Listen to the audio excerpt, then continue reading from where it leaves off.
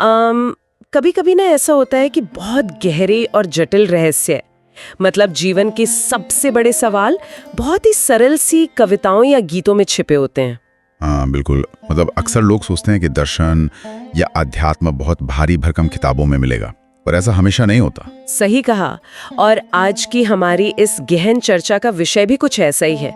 हम प्रभात संगीत 2092 के एक अंश पर बात करने वाले हैं जी, जिसे अंग्रेजी में the effulgence of the divine invitation कहा गया है, मतलब दिव्य आमंत्रण की ज्योति। एग्जैक्टली तो आज हमारा मुख्य उद्देश्य यही है कि हम इस विशिष्ट आध्यात्मिक गीत की गहराई में जाएं, खासकर उन लोगों के लिए जो शायद इन आध्यात्मिक अवधारणाओं के लिए बिल्कुल नए हैं। ये बहुत जरूरी है, क्योंकि सतह से देखने पर ये बस एक साधारण गीत लगता है ना। हाँ, जैसे इसकी जो शुरुआती पंक्तियां हैं, आमार घरे तोमर आलोर निमंत्रण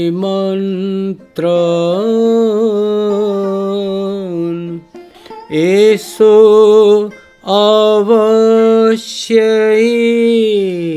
अवश्यई রইলো নিবেদন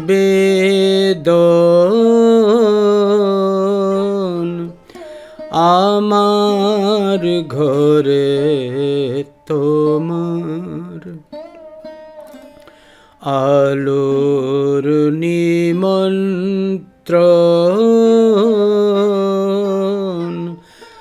আমার ঘরে তোমার।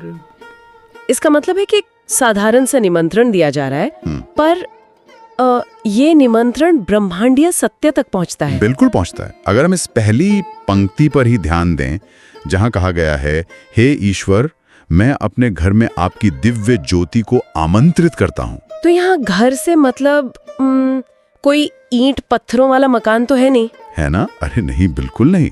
आध्यात्मिक रूप को में देखिए, जब भी घर की बात आती है तो वो व्यक्ति का आंतरिक मन या उसकी आत्मा होती है।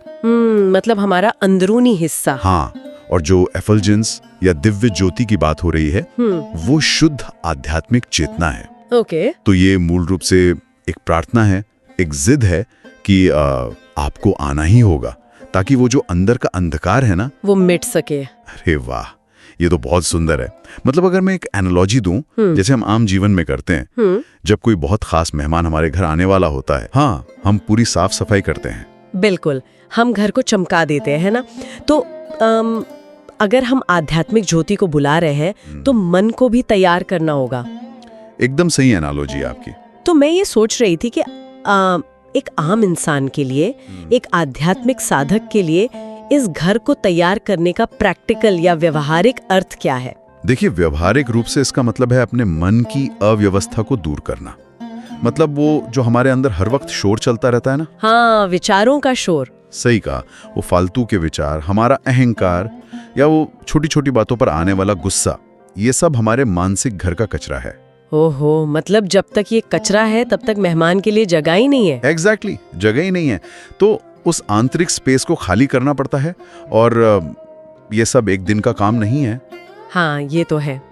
और श्रोत में भी गीत के दूसरे पैराग्राफ में इसी प्रयास की बात की गई है। जी। सारा जीवन धरे তোমার সুর সেধেছি প্রাণের শিখা জ্বেলে ঘরে আলো করেছি সকল কাজের মাঝে তোমায় ভেবে গেছি জেনে আমার প্রাণে সেব কিছুক্ষণ আমার ঘরে তোমার আলোর নিমন্ত্রণ আমার ঘরে তোমার। वो हिस्सा जहां साधक कहता है कि जीवन भर मैंने आपकी धुन का अभ्यास किया है। और उसने अपनी पूरी प्राण शक्ति या वाइटैलिटी को जलाकर इस घर को रोशन किया है। ये बहुत ही गहरी बात है। प्राण शक्ति को जलाने का मतलब है अपनी पूरी जीवन ऊर्जा लगा देना। और सबसे बड़ी बात वो कहता है कि अपने सभी कर्मों के बीच मैंने आपका चिंतन किया है, मतलब आइडिएशन किया है। हाँ, और यही वो बिंदु है जहाँ ये स्पष्ट होता है कि आध्यात्मिकता कोई ऐसी चीज नहीं है जिसे आप किसी गुफा में बैठकर करें। बिल्कुल, ये तो दैनिक जीवन के हर काम के बीच निरंतर चलने वाली प्रक्रिया है। और ये सब सिर्फ इसलिए ताकि ईश्वर कुछ पलों के लिए उसकी ओर देख ले। सही कहा। पर यहाँ आकर बात वास्तव में बहुत दिलचस्प हो जाती है। मतलब अगर हम प्रैक्टिकल होकर सोचें। हाँ, बताइए। क्या रोजमर्रा की इतनी भागदौड़ और सभी कामों के बीच लगातार ईश्वर का चिंतन करना इंसान को थका नहीं देगा? ये सवाल अक्सर उठता है। मतलब ये तो ऐसा लगता है जैसे कोई एक साथ 2 फुल टाइम जॉब कर रहा हो, एक बाहर की दुनिया की और एक दिमाग के अंदर की। देखिए, सुनने में ये बिल्कुल एक बोझ जैसा लगता है, पर असल में ये एक मानसिक स्थिति है, कोई बाहरी काम नहीं। वो कैसे? मतलब हम किस चीज से थकते हैं? शारीरिक काम से ज्यादा हम काम के पीछे की मानसिक चिंताओं से थकते हैं, है ना? हाँ, कि ये काम सफल होगा या नहीं, लोग क्या कहेंगे, वो सब। बिल्कुल, वो हमारा अहंकार और परिणामों को कंट्रोल करने की चिंता होती है। लेकिन जब आप चिंतन करते हैं तो आप सोचते हैं कि मैं तो बस एक माध्यम हूँ। ओह, तो वो कर्ता होने का बोझ ही खत्म हो जाता है। एग्जैक्टली। जब अहंकार नहीं रहता तो असफलता का डर या सफलता का घमंड भी नहीं रहता। इसलिए ये कोई दूसरी फुल टाइम नौकरी नहीं है। ये तो बल्कि पहली नौकरी का स्ट्रेस कम करने का तरीका है। बिल्कुल सही पकड़ा आपने। और इसके आगे जो गीत में आता है ना, वो तो और भी कमाल है। हाँ, वो दीपक का रूपक। मोर प्रदीपे प्रभु तुमी जे सलाका, मोर प्रदीपे प्रभु तुमी जे सलाका, घृत तुमी तुमी सलिता जे एका, তোমার পথে চলি সে পথ নাহি বাঁকা,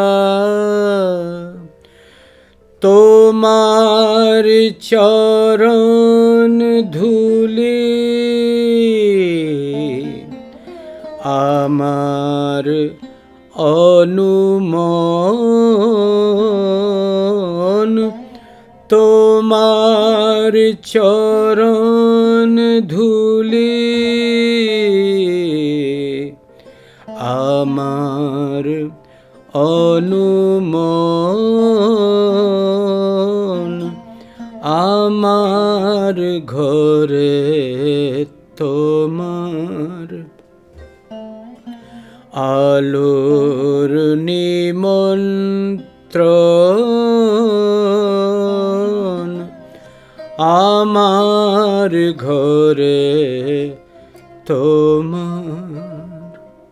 जहाँ साधक का अहंकार पूरी तरह से खत्म हो जाता है। जी, इसे हम इस गीत का दार्शनिक शिखर या फिलॉसफिकल पीक कह सकते हैं। स्रोत के अनुसार वो कहता है, हे ईश्वर, मेरे दीपक में आप स्वयं ही तीली हैं, आप ही ईंधन या घी हैं और आप ही बाती हैं। देखिए, पहले तो साधक को लग रहा था कि वो बहुत प्रयास कर रहा है ना? हाँ। कि मैं अपनी प्राण शक्ति जला रहा हूँ। हाँ, एक मैं था वहाँ पर। बिल्कुल।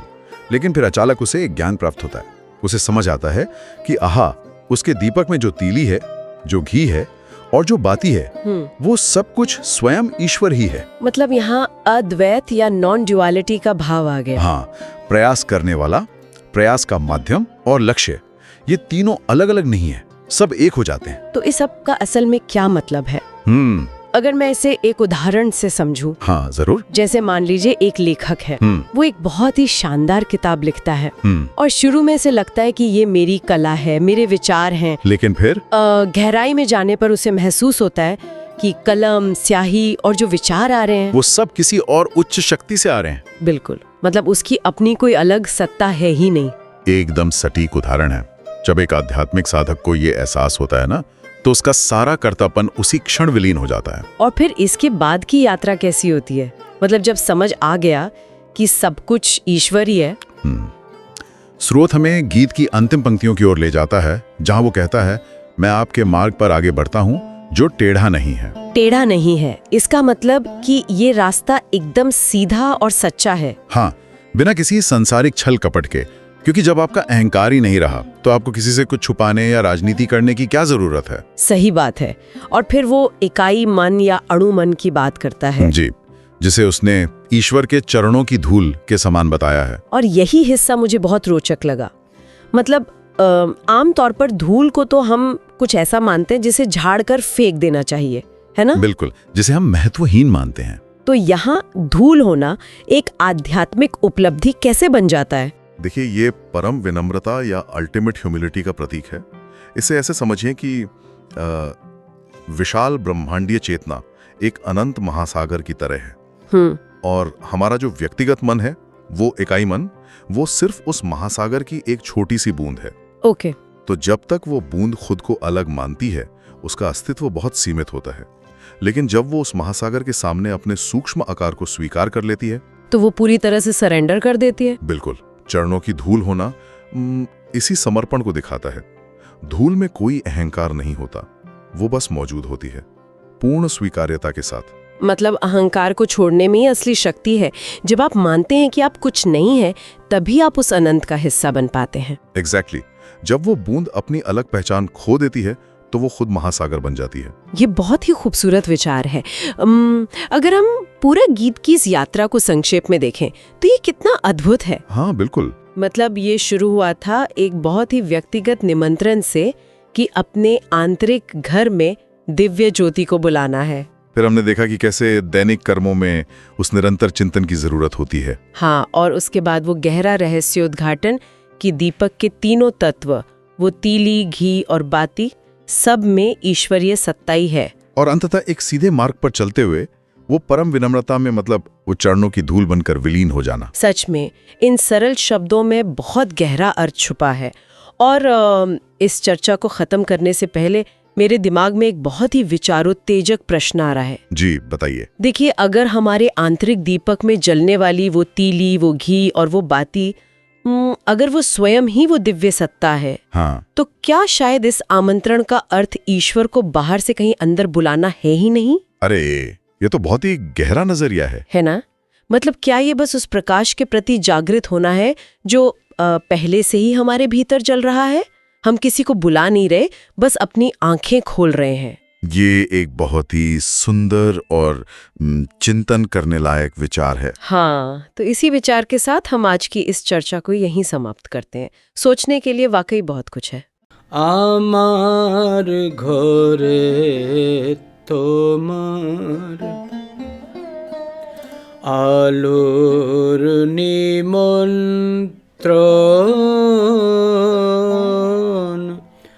আমার ঘরে তোমার।